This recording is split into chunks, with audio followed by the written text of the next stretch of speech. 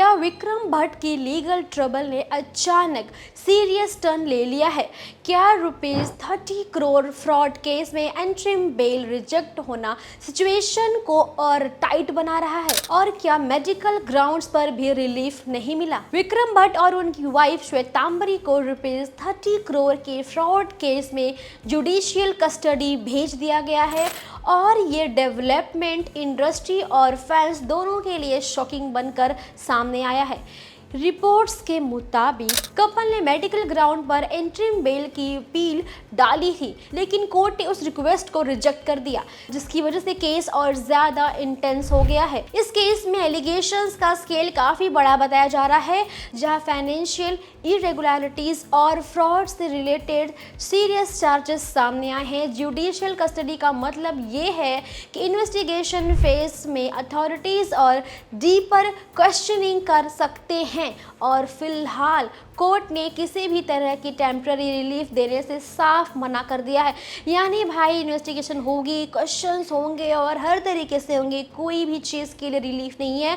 Medical grounds पर bell reject होना काफ़ी लोगों को सरप्राइज कर रही है, क्योंकि नॉर्मली हेल्थ रिलेटेड फेस पर थोड़ा सा हो जाता है, मिल जाता है, कंसिडरेशन भी मिल जाता है, लेकिन यहाँ कोर्ट का स्टैंड स्ट्रिक्ट दिखाया जा रहा है, जो इंडिकेट करता है कि केस को हाई प्रायोरिटी और सीरियसनेस के साथ ट्रीट किया जा रहा है। यानी भाई इतने ज़्यादा स्ट्रिक्ट के साथ ही काम हो रहा है, ये इन्वेस्टिगेशन हो रही है।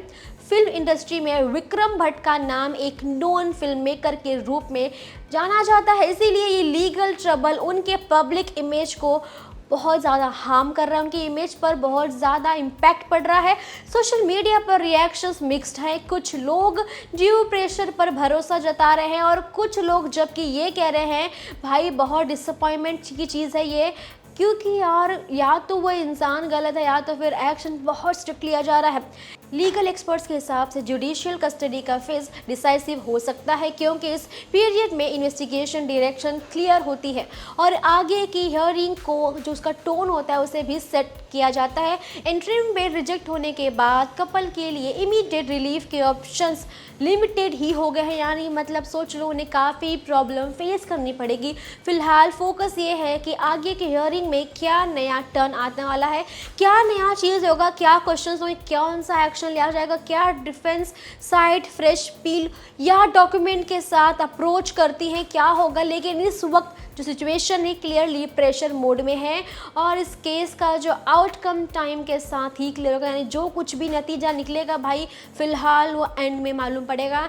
ये डेवलपमेंट एक रिमाइंडर भी है कि लीगल मैटर्स में स्टेटस और फेम सेकेंडरी हो जाते हैं और जब एलिगेशंस हैवी हो तो प्रोसेस अपनी पीस पर ही चलता है। अब सबकी नज़र कोर्ट के नेक्स्ट मूव और इन्वेस्टिगेशन अपडेट्स पर ही टिकी हुई है। वेल जो भी होगा बहुत ज़्यादा धमाकेदार, क्यों जब तक चीज़ें क्लियर नहीं होंगी यहाँ पे उनके स्ट्रगल भी कम नहीं होंगे, रिजेक्शन आते रहेंगे। वेल दोस्तों, जैसे ही कोई नई अपडेट मिलेगी आप तक पहुँचा दी जाएगी। सब्सक्राइब करना ना भूलिएगा बॉलीवुड टशन को।